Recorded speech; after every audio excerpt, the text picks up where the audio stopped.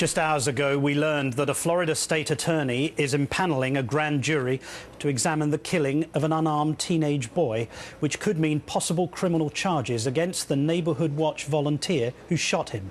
The Justice Department is also now investigating why George Zimmerman, reportedly a serial 911 caller, pursued, shot and killed Trayvon Martin, despite 911 officials telling him to stand back. Zimmerman has claimed self-defense under a Florida law that allows a person to stand his ground if he believes himself in imminent peril, a version of events that the chilling 911 tapes appear to contradict. Joining us now, Democratic Congresswoman Gwen Moore of Wisconsin. Good afternoon, Ms. Moore.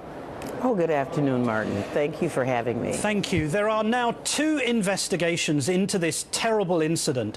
And as the days pass, we keep hearing evidence which suggests that this young man did absolutely nothing to provoke the attack. A witness has said today that she was on the phone with Trayvon at the time and he told her that he was being followed. What possible explanation is there for why this young man was shot at?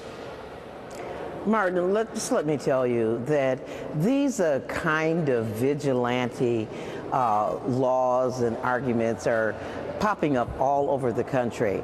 And while we really do respect a real, genuine right to self-defense, and we certainly respect neighborhood watch programs, I think that what we're beginning to see with some of these laws, like the one we have in Wisconsin, this Florida stand your ground law, and a castle law where your home is your castle, so no matter what, you're able to use deadly force against someone, is something that is egregious and has grown out of this notion that there are no holds barred with your right to bear arms. I'm very grateful that the Justice Department and the judges in Florida are willing to look at this, because we have absolutely got to draw a line in the sand around legitimate neighborhood watch activities and self-defense programs and actual just straight out murder of a young teenager. A number of our viewers who both comment on our Facebook page, on our Twitter account,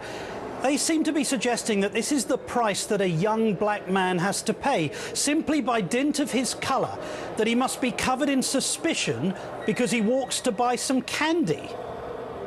Well, Martin, I'll tell you, this young teenager from media reports was in a gated community, a community where there weren't many African-American teenagers.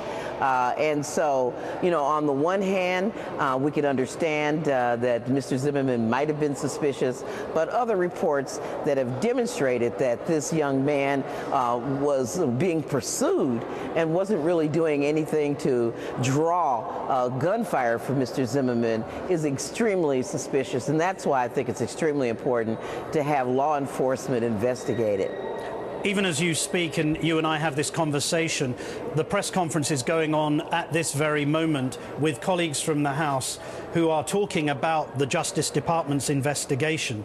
Can I ask, is it really appropriate for a man who allegedly shot this 17-year-old young man to death, is it appropriate for him still to be at large?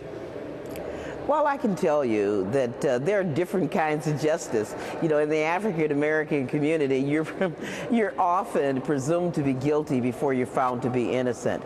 You know, I don't want to second guess what the police department has done and Mr. Zimmerman's rights, but I can tell you that justice is just not the same in every aspect of our neighborhoods and our communities in this country. Sadly, a long way to go. Congresswoman Gwen Moore, thank you very much for joining us. And thank you, Martin.